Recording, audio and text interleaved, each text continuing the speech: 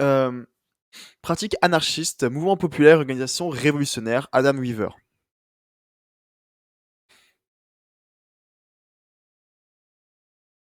Ok. Changer les conditions, améliorer les conditions, mais pas les changer. Alors, table des matières, un petit zoom s'il vous plaît. Alors, une brève perspective historique, le spécifisme élaboré, le spécifisme dans le contexte de l'anarchisme nord-américain et occidental.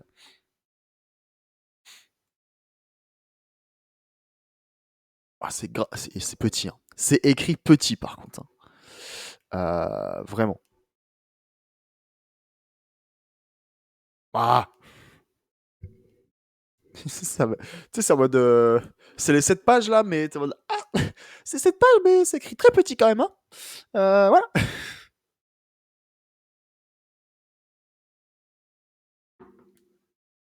Alors, est-ce que. Bon. Publié pour la première fois dans The Northern Anarchist #11 au printemps 2006, et Specifismo, The Anarchist Praxis of Building Popular Movement and Revolutionary Organization, spécifisme, la pratique anarchiste de construction des mouvements populaires et de l'organisation révolutionnaire, a ouvert de nouvelles perspectives, avec le premier article d'introduction anglais sur le concept de spécifisme anarchiste et spécifismo. Bien qu'il soit court et de portée limitée, il est devenu depuis un texte d'introduction standard, qui a été traduit en plusieurs langues et qui est maintenant utilisé par des organisations politiques latino. Bon, voilà, on s'en fout un petit peu, voilà, ça s'y débaille. Par Adam Weaver, traduit en français par l'Union communiste libertaire de Bruxelles. Partout dans le monde, l'engagement anarchiste au sein du mouvement de masse ainsi que le développement d'organisations spécifiques anarchistes sont en plein essor. Cette tendance aide l'anarchisme à retrouver sa légitimité en tant que force politique dynamique au sein des mouvements et, dans cette optique, le spécifisme, un concept né de près de 50 ans d'expérience anarchiste en Amérique du Sud, gagne du terrain dans le monde entier. Bien que beaucoup d'anarchistes soient familiers avec de nombreuses idées spécifistes, il s'agit néanmoins d'une contribution originale à la pensée et à la pratique anarchiste. Les camarades du Benelux, et oui, les camarades du Benelux. Alors, bien que beaucoup. La première organisation à promouvoir le concept de spécifisme, alors plus une pratique qu'une idéologie développée, fut la Fédération Anarquista Uruguaya, FAU, fondée en 1956 par des militantes anarchistes qui adoptèrent l'idée d'une organisation qui était spécifiquement anarchiste. Survivant à la dictature en Uruguay, la FAU a émergé au milieu des années 80 pour établir des contacts avec d'autres révolutionnaires anarchistes sud-américains et les influencer. Le travail de la FAU a contribué à soutenir la fondation de la fédération Federação Anarquista Gocha, FAG, et celle de Cabocla, et celle de Rio de Janeiro, dans leurs régions respectives du Brésil, et l'organisation argentine OCA, qui veut dire rebelle. Bien que les concepts clés du spécifisme soient développés plus en détail dans cet article, ils peuvent être résumés en 3 points succincts. Succincts. 1. Le besoin d'une organisation spécifiquement anarchiste construite autour d'une unité d'idées et de pratiques. 2. L'utilisation de l'organisation spécifiquement anarchiste pour théoriser et développer le travail politique et organisationnel stratégique. 3. La participation active et la construction de mouvements sociaux autonomes et populaires que l'on décrit comme le processus d'insertion sociale.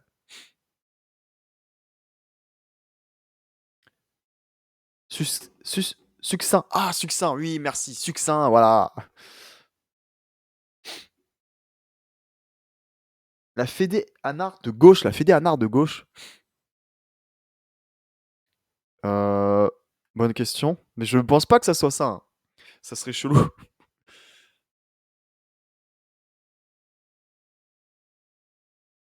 Mais non.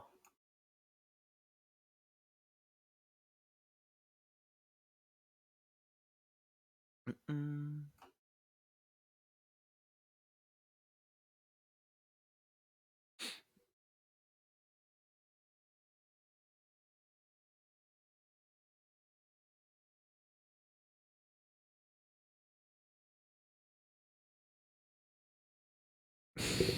Ça a pas avancé, hein. Si je fais tac, tac, tac, tac. Ouais, c'est un endroit dans le Brésil, voilà.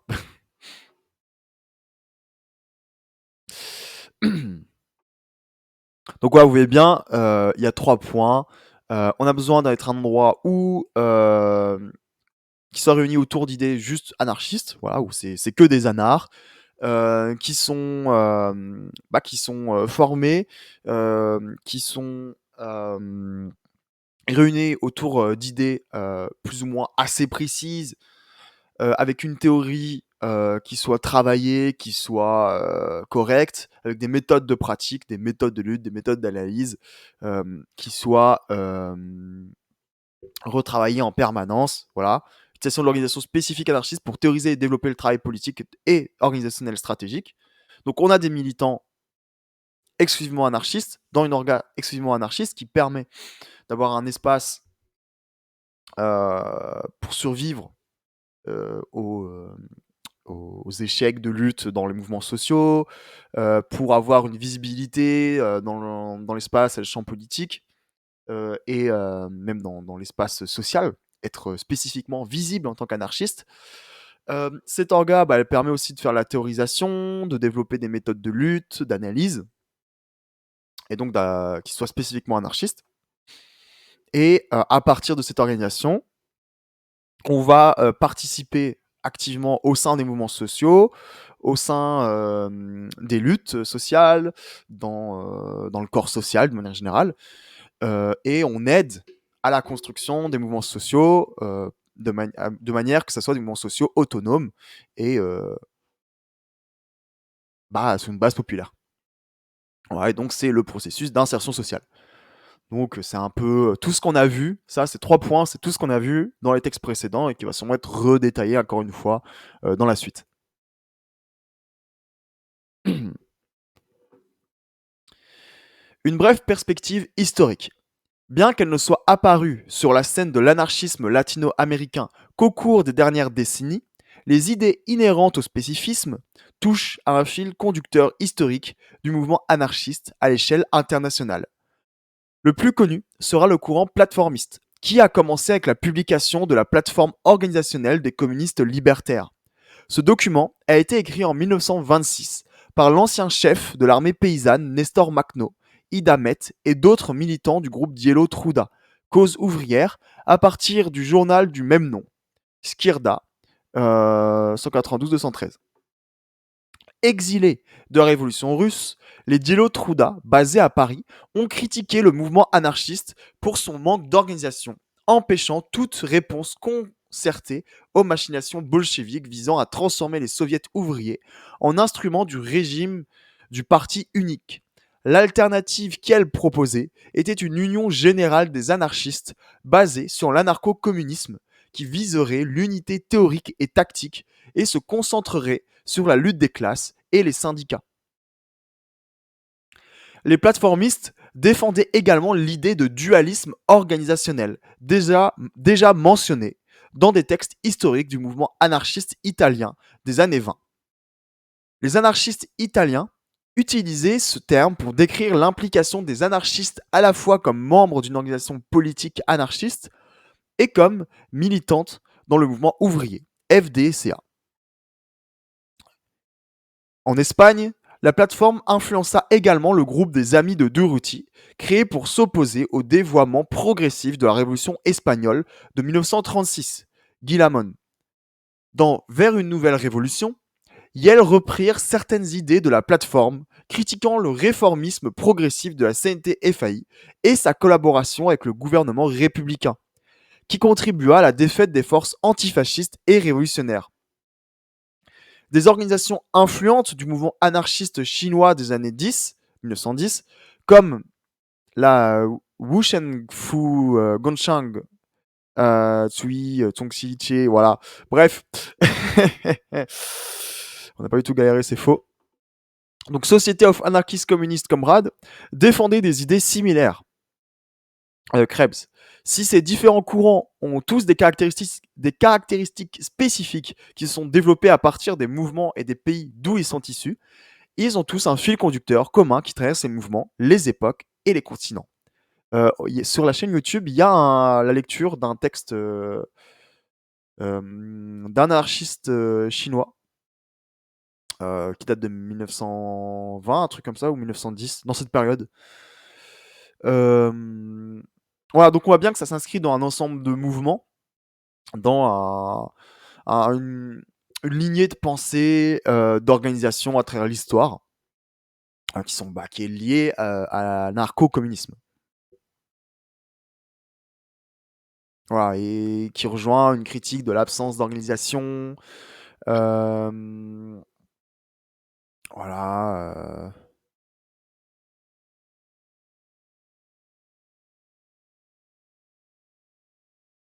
Voilà, qui critique peut-être une manque d'organisation, qui critique des liens un peu trop proches avec les partis, les institutions, ancré dans une réflexion de comment faire pour que la révolution ne soit pas monopolisée par une idéologie de parti unique, pour qu'en fait la révolution se réalise tout en restant vraiment révolutionnaire, c'est-à-dire l'œuvre est à la main des classes prolétaires et pas de la bourgeoisie. Voilà, comme ça a pu se passer en Russie quand le parti bolchevique a pris le contrôle,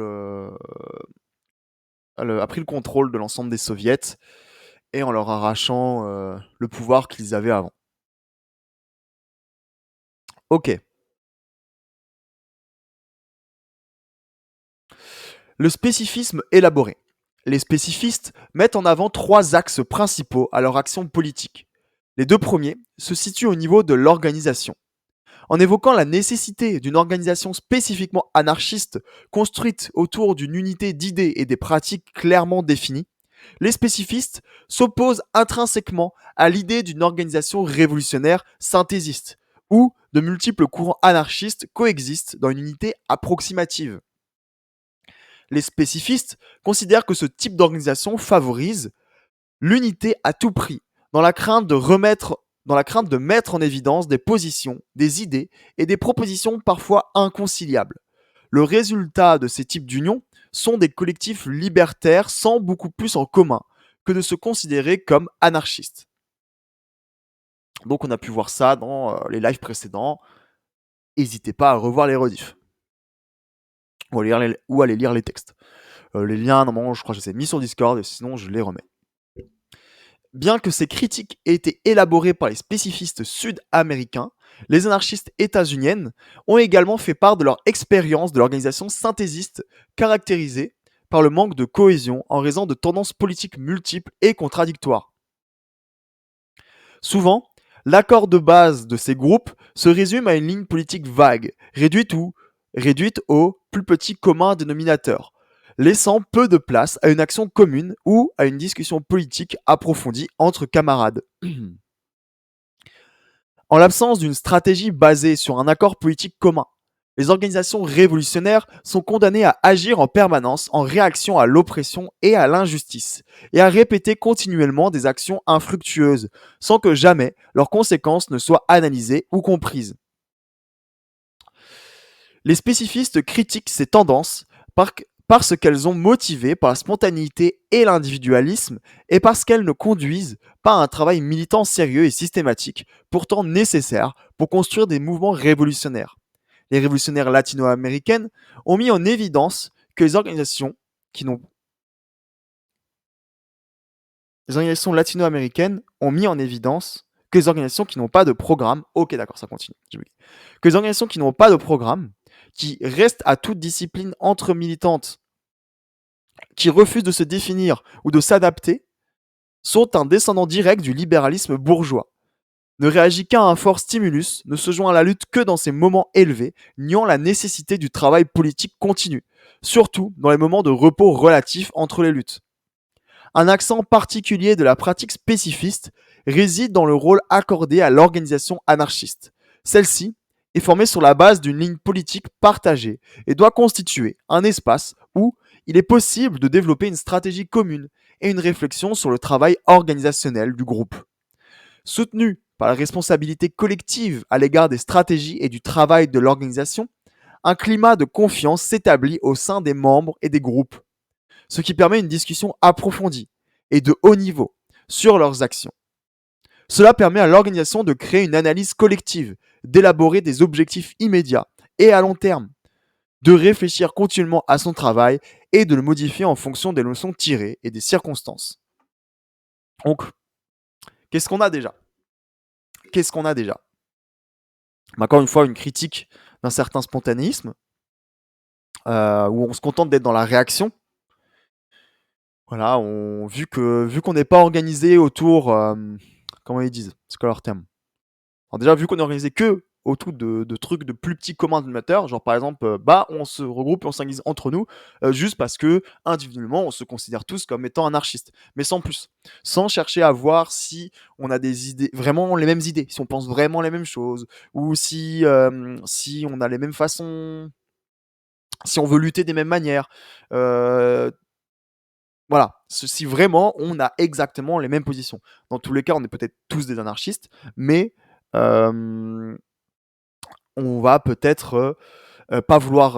Enfin, on va peut-être penser qu'il faut pas lutter de la même manière, que avoir une approche différente sur la perception des différentes organisations, avoir. Il y a quand même des différences entre les différents courants, que ce soit anarcho-communiste, anarcho-individualiste, un mutualiste, etc., etc. Prenez toutes les déclinaisons que vous voulez. Mais voilà, plus petit commun dénominateur, on veut un meilleur salaire. Et puis c'est tout. Voilà. On veut un truc très limité qui nous empêche de construire un vrai discours révolutionnaire, qui nous empêche d'avoir une vraie analyse et critique révolutionnaire de la situation. Parce que on veut un meilleur salaire, ok, c'est cool, mais tout le monde veut un meilleur salaire, on veut que tout le monde ait un meilleur salaire, mais c'est pas suffisant. On veut s'inscrire plus loin, on veut s'inscrire dans une perspective révolutionnaire. On veut pas juste un changement, comment dire, on veut pas juste un changement, comment dire, merde, j'ai pas le terme. Le mot, je n'ai pas mon mot, je perds mes mots.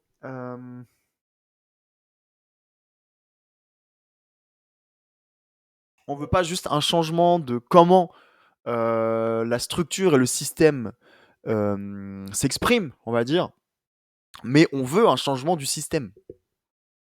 Même si on est content que, par exemple, le salaire des gens passe de 1500, enfin de 1000 à 2000, par exemple, nous, on aurait plutôt tendance à vouloir un changement du mode de distribution des richesses.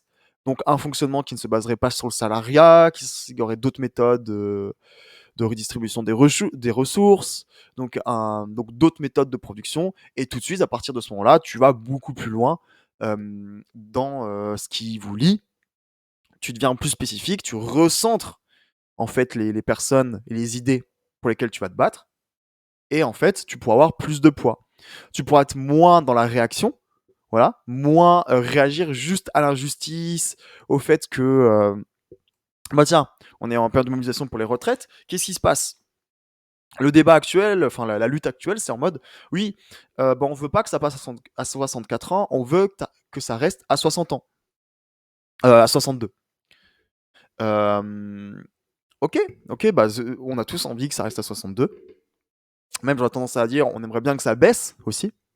Il y a des gens qui sont en mode, il faut que ça soit à 50 ans. Mais là, ce qui se passe, c'est une manière, comment dire, on réagit et on lutte en réaction par rapport à un changement de la forme du système. Or, dans une perspective révolutionnaire, la logique, ça serait ok. Le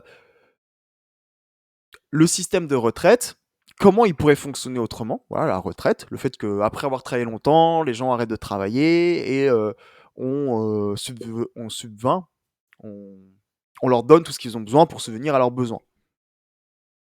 Voilà, donc comment on pourrait changer cette structure? Mais même au-delà de ça, on pourrait être en mode ok, mais de base, qu'est-ce qui fait qu'il y a besoin d'une retraite? C'est qu'il y a le salariat avant. Or, on veut l'abolition du salariat. Et donc peut-être qu'avec l'abolition du salariat, on peut réfléchir à une société où il n'y a plus besoin de retraite. Ou parce que factuellement, en fait, les gens arrêteraient de travailler, travailleraient moins, de manière constante, etc. etc. Mais bon, c'est un autre débat, c'est une autre question, mais c'était pour fixer un peu un exemple. Ou en gros, en gros, là, c'est l'idée de, au lieu de juste réagir à, ah non, ils vont faire une loi qui va changer le bail, et du coup, on sort dans la rue, l'idée, ça serait, ah bah, de manière constante, on analyse la société et on milite constamment pour que le fonctionnement des retraites change. Mais sans qu'il y ait aucun mouvement de la part de l'État. Sans que l'État cherche à changer quoi que ce soit, de nous-mêmes, on décide d'aller en mode ok, on est organisé, on pense à peu près la même chose, on veut la même chose, du coup, on va militer et agir pour que le système des retraites change. Euh, alors, que les villes deviennent un écosystème, ça ferait du bien aussi. Recyclage d'eau de pluie, des jardins, forêts comestibles, une visibilité complète sur les démarches de l'État, un vote blanc, considérer un remaniement si majoritaire, une grosse révolution dans le système pour le modifier à grands pas, à la place de maintenir dans un cercle vicieux. Voilà, bah, pour reprendre ce que tu dis, ce qui est critiqué par le spécifisme, c'est une posture où, quand dans les villes, par exemple, ils réduiraient le peu de recyclage qui existe, peut-être qu'ils construiraient un truc polluant, qu'ils raseraient des jardins ou des forêts, c'est là qu'on se mobiliserait. Ah bah non, faut pas que vous fassiez ça, faut que vous arrêtez. Ok, d'accord, c'est important de lutter contre cette mauvaise action pour l'environnement, pour empêcher d'améliorer tous ces trucs de recyclage. Euh, Sauf que ce que le spécifisme critique, c'est que bah, cette posture, c'est pas suffisant. Il faut plus et il faut se regrouper dans une organisation où tous les gens qui sont dans l'organisation veulent la même chose que exactement dans ton message, tu vois, de ce que tu as écrit, être dans une orga où, ok, on pose des termes, ce qu'on veut faire, c'est ça, ça, ça, ça, ça. On fixe, on est en mode, si tu veux pas un seul de ces trucs, bah du coup, bah tu peux pas être. Je suis très très carré sur ce que je dis, j'imagine qu'il peut avoir des nuances, tu vois. Mais sur ces grands principes, si t'en veux pas un, tu peux pas être dans l'orga, parce que c'est pour ça qu'on va se battre. Et si sur les manières dont on décide d'agir, tu n'es pas en accord avec, bah, tu peux pas être dans l'organisation non plus. Parce que sinon, en fait, on va se retrouver dans une situation où on va pas pouvoir construire, on va pas pouvoir militer, on va pas pouvoir lutter, et on va se retrouver on va se retrouver, qu'est-ce qu'ils disent voilà, laissant peu de place à une action commune, à une discussion politique approfondie en camarade. En fait, on va pas agir, on va avoir des discussions stériles parce qu'on sera pas d'accord sur comment agir, sur qu'est-ce qu'on veut. Alors qu'on est censé être dans une même orga qui a pour but d'agir pour les mêmes objectifs. Et donc, au lieu de lutter pour sortir du cercle vicieux, dans un spontanéisme, dans l'organisation synthésiste, voilà, et bah, au lieu de lutter pour sortir du cercle vicieux, on lutte euh, pour changer la couleur, la forme, tu vois, genre du cercle vicieux. Tu sais, genre, ah oui, au lieu de chercher à faire, je sais pas, une ligne droite, voilà, non pas une ligne droite, on va dire, au lieu de chercher à faire un triangle, je sais pas, et bah, on va essayer d'agrandir le rayon du cercle, peut-être de le réduire, de changer la couleur du tracé, tu vois, ce genre de choses. Qui au final, bah, ça change pas fondamentalement le fait qu'on est dans un cercle vicieux. Alors, où est-ce que j'en étais? Et donc, ce qu'ils nous disent, tac, ligne politique, et donc tu as une ligne politique partagée qui permet, au sein de cette ligne partagée, enfin, au sein de cette ligne politique partagée, ça nous fait un endroit, ça nous fait un espace où en fait on peut réfléchir à une stratégie de lutte et avoir une réflexion euh, féconde sur l'organisation du groupe. Et il y a il y a une responsabilité du coup vis-à-vis de la collectivité et des stratégies. Ce qui permet d'avoir la confiance. Parce que si tu es dans ce truc de ah oui, on veut juste un dénominateur commun, et bah tout est permis, tu as moins de responsabilités, tu peux un peu tout faire. Et voilà. Et comme on a dit dans nos textes, avoir une certaine discipline, autodiscipline militante, c'est important. Voilà. Donc cela permet à l'organisation de créer une analyse collective, d'élaborer des objectifs immédiats et à long terme, de réfléchir continuellement à son travail et de le modifier en fonction des leçons tirées et des circonstances. À partir de ces pratiques et sur la base de leurs principes idéologiques, les organisations révolutionnaires devraient chercher à créer un... Attends, je vais lire ton message. Mais si tu les inscris dans un seul et même mouvement, tu auras des membres qui participent à leur cause propre. Après, bien sûr, il faut que les gens soient intelligents dans leur démarche. Non, non, c'est pas exact, c'est pas ça. Ce qu'on dit, là, on parle pas de mouvement, on parle d'organisation. Un mouvement, c'est composé, un mouvement social, c'est composé de différents orgas, de gens qui sont pas dans des orgas mais qui luttent parce qu'ils veulent s'inscrire. Tu vois, par exemple, les retraites. Tu vois, à la manif, tu avais plein de syndicats différents, tu avais plein d'organisations politiques différentes, tu avais des gens qui étaient ni dans des orgas, ni dans aucune orga, tu vois, ni orga, ni syndicat, qui étaient politisés sur différents bords, différentes idées politiques, euh, et même peut-être pas forcément très politisés, qui étaient juste là parce que, bah, quand même, les retraites. Ça, c'est un mouvement social où, en fait, tu as un peu tout. Tu as plein d'orgas, plein de gens qui peut-être plus dans un aspect individuel, peut-être plus pour le groupe, pour la collectivité. Là, ce que le texte parle, c'est pas du mouvement, mais spécifiquement d'une organisation, tu vois. Oui, mais je sais que c'est pas pour la retraite, mais j'étais sur l'exemple de la retraite, tu vois. Au mouvement social, il y a plein de choses. Là, ce dont on parle, c'est d'une seule organisation qui s'inscrit dans un ou plusieurs mouvements sociaux. C'est ça l'idée, c'est avoir au sein d'une orga, bah, tout le monde pense pareil. Mais une orga, tu vois, ça peut être 20 personnes. C'est 20 personnes 20 personnes dans une 20 personnes dans une organisation, dans une ville, qui vont penser pareil. Bon, quand on dit penser pareil, c'est pas en mode euh, ils pensent exactement pareil, mais ils vont être d'accord sur l'ensemble. En fait, ils vont être d'accord sur leurs objectifs, ils vont avoir les mêmes objectifs révolutionnaires. Ils vont du coup, pour reprendre ton message d'avant, ce que tu as dit dans ton message, c'est comme s'il y avait 20 personnes qui étaient d'accord pour tout ce que tu as dit là-dedans, euh, qui veulent les mêmes objectifs à terme, mais que ça soit pas juste des petits trucs, que ça soit vraiment des mêmes objectifs avec une perspective révolutionnaire. Et du coup, ils peuvent s'organiser, ils peuvent militer ensemble, ils peuvent analyser ensemble de manière productive. Et en fait, où ils vont pas perdre leur énergie à débattre sur alors est-ce que comment tu dis, voilà, est-ce qu'on préfère des jardins forêts comestibles ou est-ce qu'on préfère des forêts jardins comestibles, ou est-ce qu'on sépare les deux, est-ce qu'on fait les deux en même temps, tu vois, non non non, genre tout le monde est d'accord pour faire des jardins forêts comestibles. Bon, l'exemple est mauvais parce que ça revient au truc d'avoir un meilleur salaire, mais plutôt voilà, tu vois, avoir une ligne directrice, voilà, c'est ça, avoir une ligne directrice euh, qui permette en fait d'agir.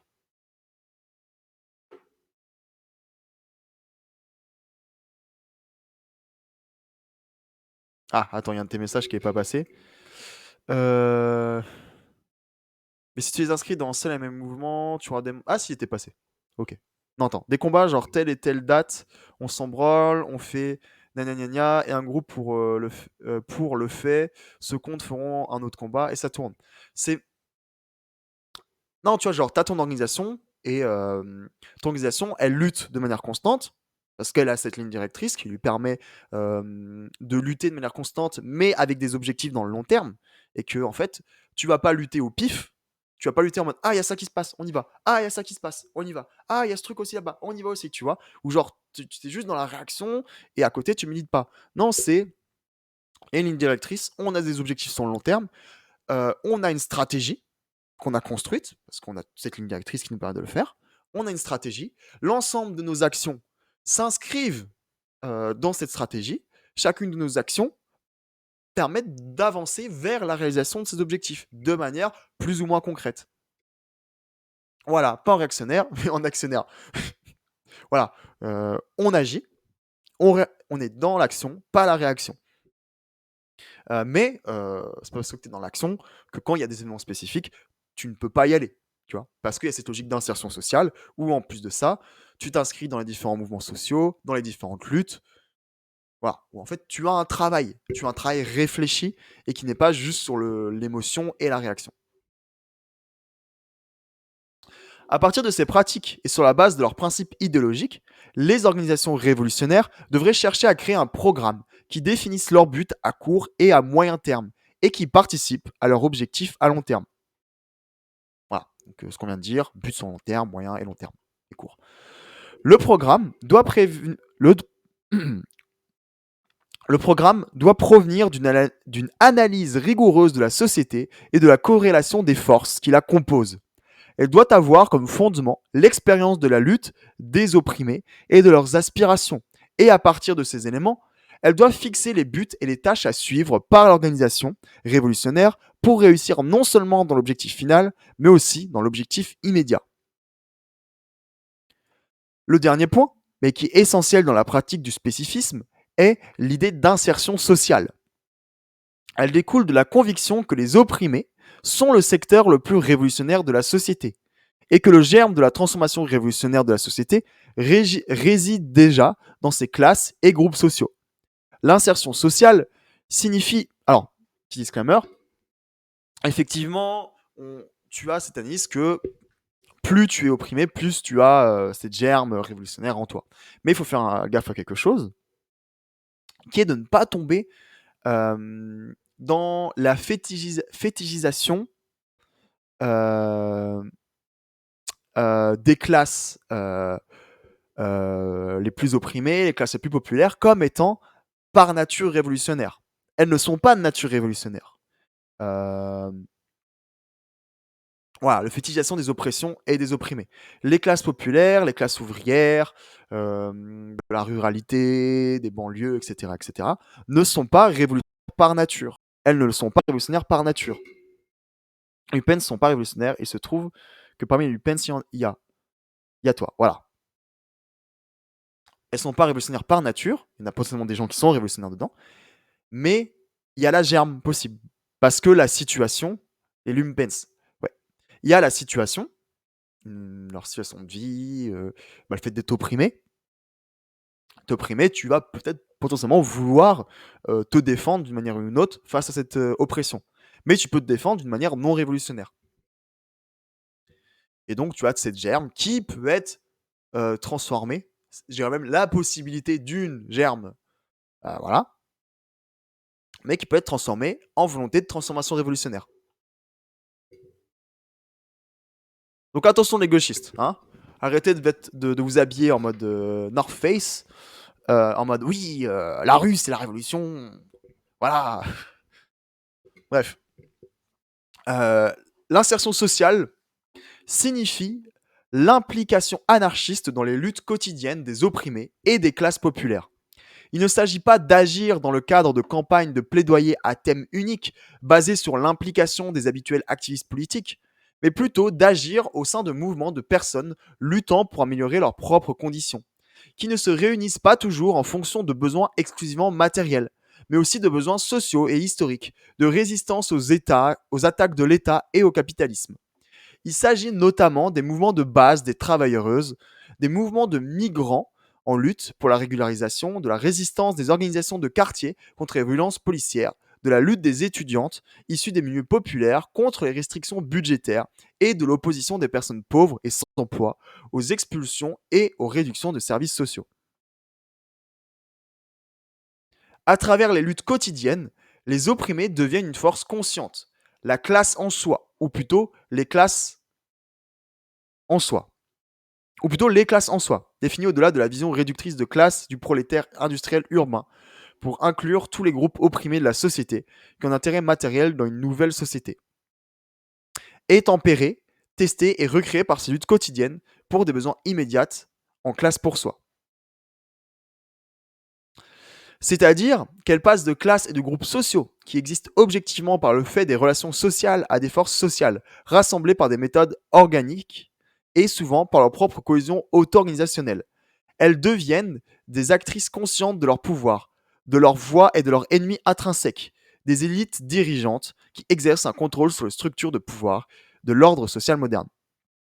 Alors, il y a la distinction entre classe en soi et classe pour soi. Alors, je sais pas si dans la traduction, ils ont oublié de distinguer classe en soi et classe pour soi par erreur. Oui, non, classe pour soi. Voilà, c'est là. Et recréé par suite quotidienne pour des besoins immédiats en classe pour soi. Merde. Je sais plus laquelle est laquelle entre les deux. Euh,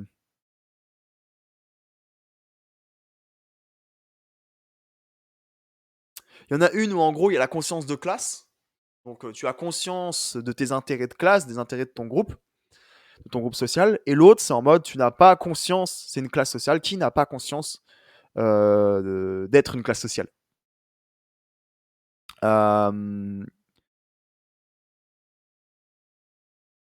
donc c'est la classe en soi, je crois, où c'est à la conscience de classe. Euh, et la classe pour soi, je crois, c'est quand tu n'as pas la conscience de classe. Mais en gros, l'idée, c'est que à travers la lutte quotidienne, voilà, à travers la lutte de tous les jours, dans les différentes situations qui ont été citées avant. Donc c'est mouvement de base des travailleurs, des mouvements des migrantes, en lutte pour la régularisation, la résistance des organisations de quartier, contre les violences policières, la lutte des étudiantes, issues des milieux populaires, etc. etc. À travers ces luttes quotidiennes, euh, les classes sociales, les groupes sociaux qui n'ont pas conscience d'être une classe sociale, prennent la conscience d'être une classe sociale, donc développent une conscience de classe, c'est-à-dire euh, réalisent qu'ils ont des intérêts communs avec certains de leurs semblables qui appartiennent à la même classe, et donc, en plus de prendre conscience de ces intérêts communs, ils prennent conscience d'un rôle révolutionnaire potentiel qu'il peut avoir, de la nécessité révolutionnaire, etc. etc. Voilà, c'est en mode, au lieu de juste être en mode, oui, je suis un salarié qui bosse à l'usine dans mon coin, il faut que je taffe dur, il faut que je satisfasse, enfin, il faut que je réussisse à faire que mon patron soit content de moi, pour qu'il m'augmente, etc., etc. Je vais travailler plus. Euh, à travers des luttes quotidiennes, ce qu'on a cité avant, tu vas prendre conscience que, bah, en fait, tu t'inscris dans un ensemble d'autres salariés qui sont ouvriers comme toi, qui ont les mêmes problématiques, des conditions de vie similaires, et que il y a un ensemble de causes à ces conditions qui ne relèvent pas juste de toi au niveau individuel et de ton patron au niveau individuel, mais de l'ensemble de la structure de la société, et que les autres ouvriers qui sont comme toi, qui partagent les mêmes conditions, en fait, vous appartenez à une même classe sociale. Et que pour améliorer les conditions de ta classe sociale, pour même peut-être abolir les différentes classes sociales, les différences, euh, pour le truc égalitaire, liberté, ce que tu veux, bref, voilà, tu vas devoir changer la structure de la société. Tu vas devoir peut-être abolir le salariat. Mais ça ne sera pas juste toi qui devras le faire. Et tu prendras conscience que c'est l'ensemble de ta classe qui devra faire cette abolition, ce changement de système. Voilà, donc à travers la lutte quotidienne, les opprimés deviennent une force consciente.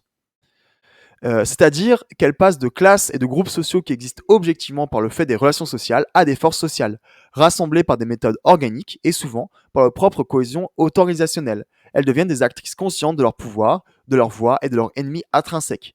Des élites dirigeantes qui exercent un contrôle sur les structures de pouvoir de l'ordre social moderne. Voilà, par exemple, les classes sociales vont s'inscrire peut-être dans des partis, des syndicats, des organisations. Enfin, elles vont avoir des partis, des syndicats et des organisations et elles vont avoir conscience de quelles sont les autres classes sociales, les autres groupes qui s'opposent en fait à eux et qui sont par nature, on va dire, leurs ennemis, voilà, comme c'est dit dans le texte, mais qui sont par nature la cause, enfin pas par nature, mais par raison sociale, etc., etc. Ce sont les classes, les groupes sociaux qui sont à la cause de leur situation. Alors, dit comme ça, dit comme ça peut être bizarre, mais en gros, tu prends conscience que t'as des bourgeois et des prolos, et que toi t'es un prolo, et que bon, voilà, les bourgeois, ce serait sympa que vous arrêtez de nous exploiter et de nous voler, enfin de nous exploiter en nous piquant une partie de la thune. Enfin, c'est pas du vol, c'est plus compliqué que ça, mais bref. On va pas partir dans ce tunnel. Des fourmilières dans la fourmilière. C'est-à-dire des fourmilières dans la fourmilière. Non, je crois que j'ai peut-être un peu compliqué mon explication en fait. Mais c'est basiquement, tu prends conscience de ta situation et qu'en fait tu la partages avec d'autres personnes et que tu as d'autres groupes qui, à cause de la structure de la société, te maintiennent ou sont à l'origine de cette situation. Et ces autres groupes, bah, c'est en fait c'est les gens qui sont au pouvoir. Ça va être l'État, ça va être la bourgeoisie, parce qu'en fait, il y a un contrôle des ressources économiques. Il y a un contrôle du capital. C'est ces personnes qui vont avoir le contrôle de la redistribution. Voilà. Donc c'est à calibre bourgeois. Voilà.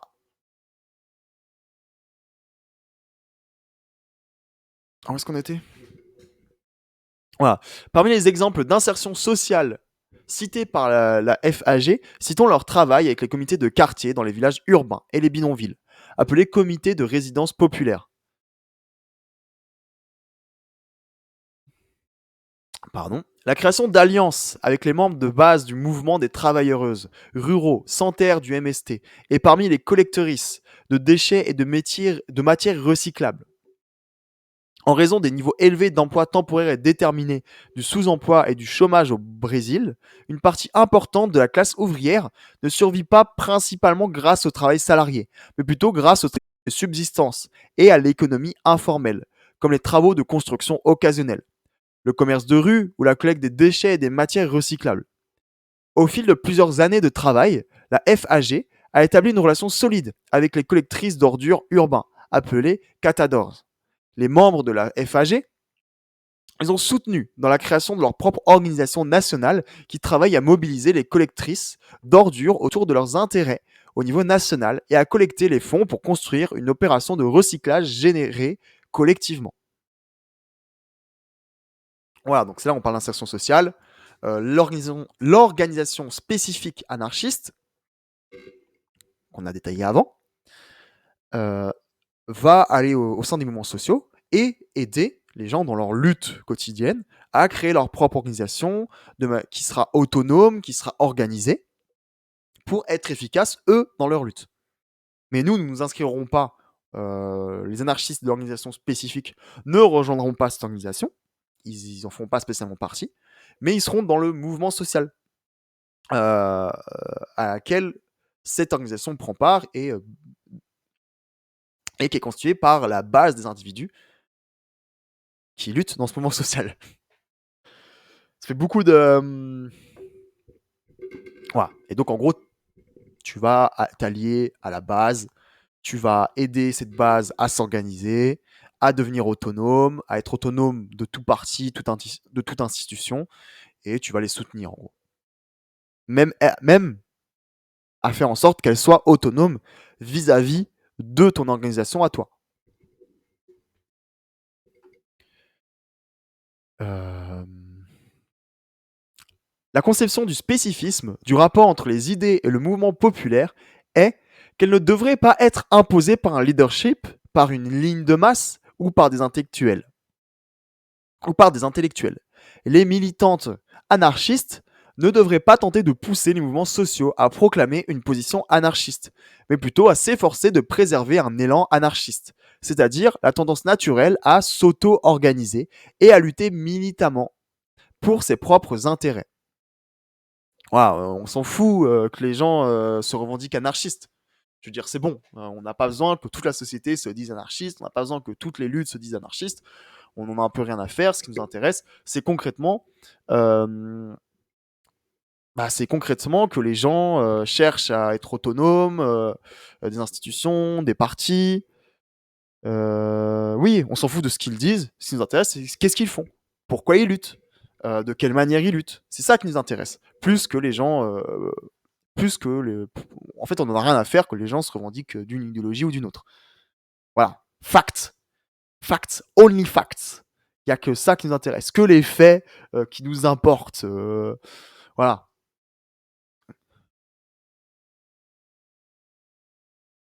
Cela suppose que les mouvements sociaux parviendront à leur... Attends, j'y suis. Ouais. Cela suppose que les mouvements sociaux parviendront à leur propre logique de création de la révolution. Non pas lorsqu'ils atteindront nécessairement de leur ensemble le point d'être des anarchistes auto-identifiés, mais lorsque, dans leur ensemble, ou du moins en grande majorité, ces mouvements atteindront la conscience de leur propre pouvoir et exerceront ce pouvoir dans leur vie quotidienne, en adoptant de façon consciente les principes anarchistes. Un rôle supplémentaire... Alors, l'adoption de manière constante des principes anarchistes, euh, c'est pas en mode ah oui, on a conscience que ce sont des principes anarchistes et on va adopter ces principes anarchistes, mais ils vont être en mode ces principes-là, que nous on n'identifie pas comme étant anarchistes, ces principes-là, on va les adopter comme étant nos principes. Mais ils diront pas que ce sont des principes anarchistes. Et c'est pas grave, parce que c'est des principes anarchistes sous notre analyse et sous notre angle et à travers notre idéologie anarchiste. Et ça nous importe peu que pour d'autres, pour les mouvements sociaux, pour les organisations de base de ces mouvements sociaux, ça nous importe peu que les gens disent oui, on va adopter des principes anarchistes. Ce qui nous importe, c'est que les principes qu'ils adoptent soient, à travers nos lunettes à nous, anarchistes. Même si pour eux, ils ne le sont pas.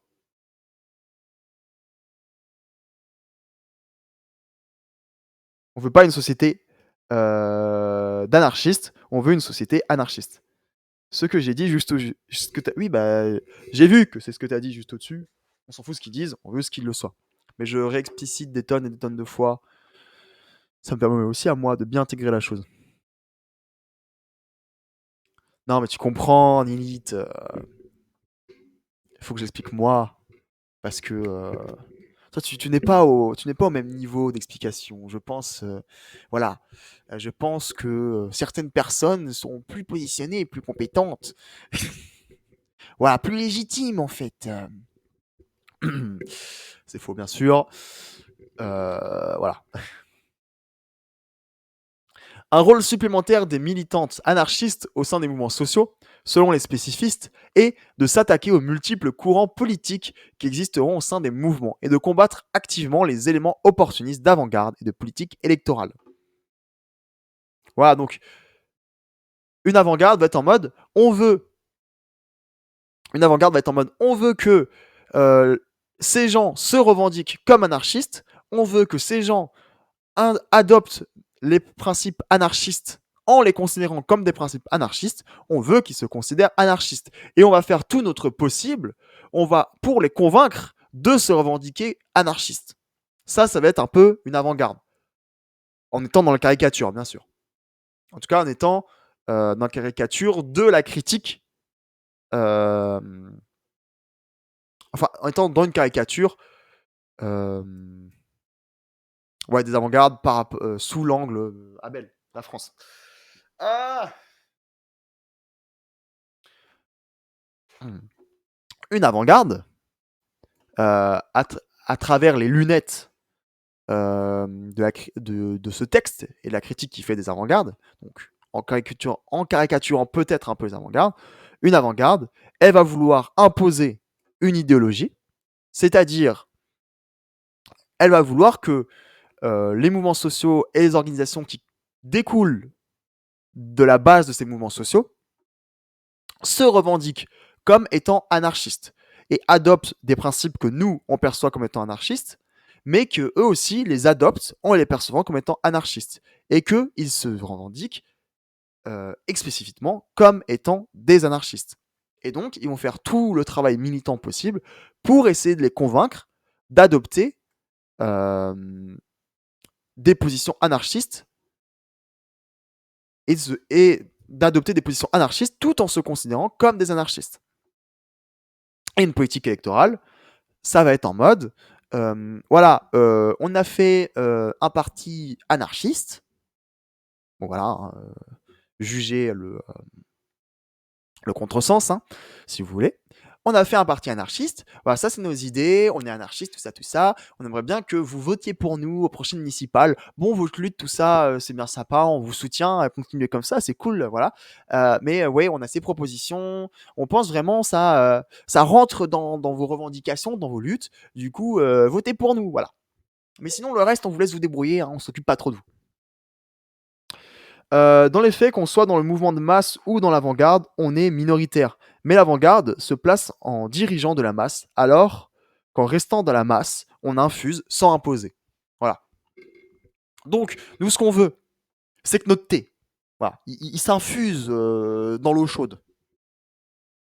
On veut pas. Je sais pas où je vais avec cette métaphore, j'arrive pas à la finir. Elle était nulle, bref.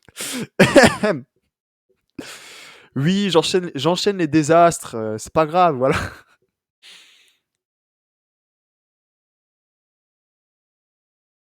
Et bah, c'était assez rapide en fait.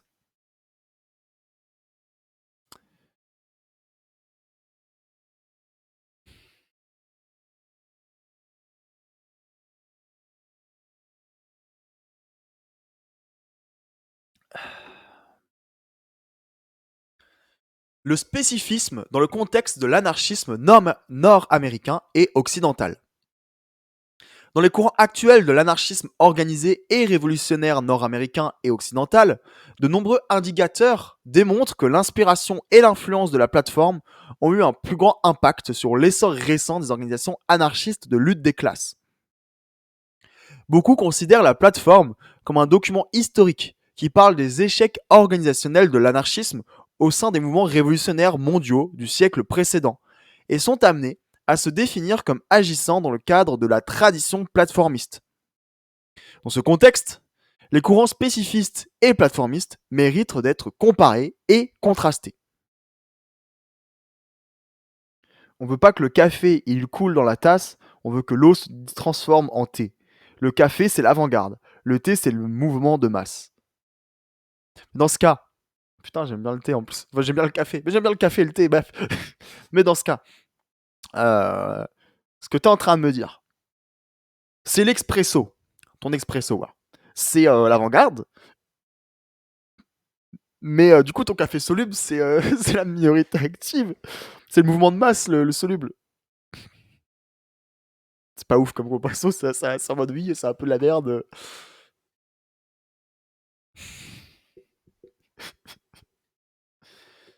Voilà, ta bonne vieille cafetière, tu vois. La cafetière, là où tu mets ton filtre, voilà, tu mets café, tout ça, et ça se diffuse tout doucement. Voilà, ça c'est une minorité active, tu vois. Et ton expresso, là, où genre c'est en mode vlam vlam, bien violent et tout, là, ça fait un. Ça, c'est l'avant-garde. Bon, on va arrêter avec les comparaisons foireuses. Et on va faire la comparaison. Waouh, transition. La comparaison entre la plateforme et la synthèse à travers une approche historique. Parce que DEM, c'est important de faire de l'épistémologie et de l'histoire et de la comparaison pour mieux comprendre. Dans le même contexte. Bref. Les auteurs de la plateforme étaient des partisanes chevronnés de la révolution russe. Et elles ont aidé à mener une guerre de guérilla paysanne contre les armées d'Europe occidentale et, plus tard, contre les bolcheviks en Ukraine, dont le peuple avait une histoire indépendante de l'Empire russe. Les rédactrices de la plateforme ont donc certainement parlé de leur riche expérience et du contexte historique de l'une des luttes les plus importantes de leur époque. Mais le document n'a guère progressé dans sa proposition d'unir les anarchistes. Lutte des classes et reste nettement silencieux dans son analyse ou sa compréhension de nombreuses questions clés auxquelles les révolutionnaires de l'époque étaient confrontés, telles que l'oppression des femmes et le colonialisme. Alors que la plupart des organisations anarcho-communistes revendiquent aujourd'hui l'influence de la plateforme, cela peut être considéré comme une prise de position a posteriori vis-à-vis du bourbier qui a suivi la révolution russe et qui a frappé une grande partie de l'anarchisme. En tant que projet historique, la proposition et les idées de base de la plateforme ont été largement rejetées par les tendances individualistes du mouvement anarchiste, ont été mal comprises à cause des barrières linguistiques, Skirda 186, ou n'ont jamais atteint les militantes ou les organisations qui auraient pu soutenir le document. En 1927, le groupe Dielo Truda a accueilli en France une petite conférence internationale de partisans, mais elle a été rapidement perturbée par les autorités. En comparaison, le spécifisme est une pratique vivante, développée et sans doute une théorie beaucoup plus pertinente et contemporaine, émergeant de 50 ans d'organisations anarchistes, issues du cône sud de l'Amérique latine, mais dont l'influence se répand dans toute l'Amérique latine. Les idées du spécifisme ne proviennent pas d'un appel ou d'un document unique, mais sont issues organiquement des mouvements du Sud global qui mènent la lutte contre le capitalisme international et servent de modèle aux mouvements du monde entier. En ce qui concerne l'organisation, les spécifistes souscrivent à une base d'organisation anarchiste beaucoup plus profonde que l'unité théorique et tactique de la plateforme, mais un programme stratégique basé sur une analyse qui guide l'action des révolutionnaires. Elles nous fournissent des exemples vivants d'organisations révolutionnaires basées sur le besoin d'une analyse commune, d'une théorie commune et de racines solides au sein des mouvements sociaux. Je crois qu'il y a beaucoup à s'inspirer de la tradition du spécifisme, non seulement à l'échelle mondiale, mais surtout pour les anarchistes tendance lutte des classes nord-américaines et les révolutionnaires de toute origine aux États-Unis. Alors que la plateforme peut facilement être lue comme une vision étroite et centrale du rôle des anarchistes au sein des syndicats, le spécifisme nous donne un exemple vivant vers lequel nous pouvons nous tourner et qui parle de manière plus significative de notre travail pour construire un mouvement révolutionnaire aujourd'hui. Compte tenu de tout cela, j'espère également que cet article pourra nous aider à réfléchir plus concrètement à la façon dont nous, en tant que mouvement, définissons et façonnons nos traditions et nos influences. Donc, la plateforme, c'est un texte qui a un intérêt historique, mais qui est très centré autour du rôle des anarchistes exclusivement au sein des syndicats, et ça a juste une unité théorique et tactique. Et les positionnements des organisations occidentales par rapport à la plateforme sont des positionnements a posteriori, donc beaucoup plus tard, par rapport à la révolution russe, et ça s'inscrit pas dans une pratique de lutte.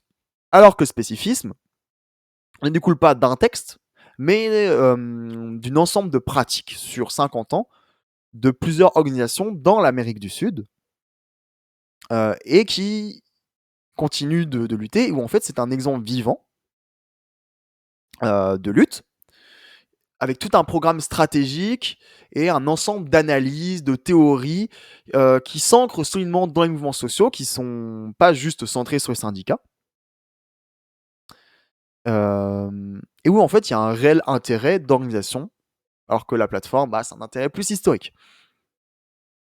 Voilà, donc la synthèse, enfin non, pas la synthèse, le spécifisme, il y a son programme stratégique, une analyse qui évolue, des exemples d'organisations révolutionnaires, basées sur le besoin d'une analyse commune, des théories communes et de racines solides au sein des mouvements sociaux. Ce qu'on n'a pas forcément la plateforme. Voilà. La plateforme qui au final est restée qu'un texte avec des gens, avec des militants et des orgas qui se sont revendiqués de la plateforme, sans forcément chercher à développer les idées de la plateforme, à remettre à jour ce que pouvait dire la plateforme en réanalysant la situation actuelle, contemporaine. Alors que le spécifisme, c'est vraiment la manière dont luttent des organisations qui a évolué et qui s'inscrit dans une analyse constante de la situation et une rethéorisation de manière constante, etc., etc. Et en fait, tout ça, c'est ce qu'on a vu sur ce texte et sur les autres textes qu'on a lus, qui sont en rediffusion sur la chaîne Twitch, et je devrais les poster bientôt, dans les semaines qui suivent, sur la chaîne YouTube. Voilà. Bon, il était plutôt cool ce texte, plutôt intéressant.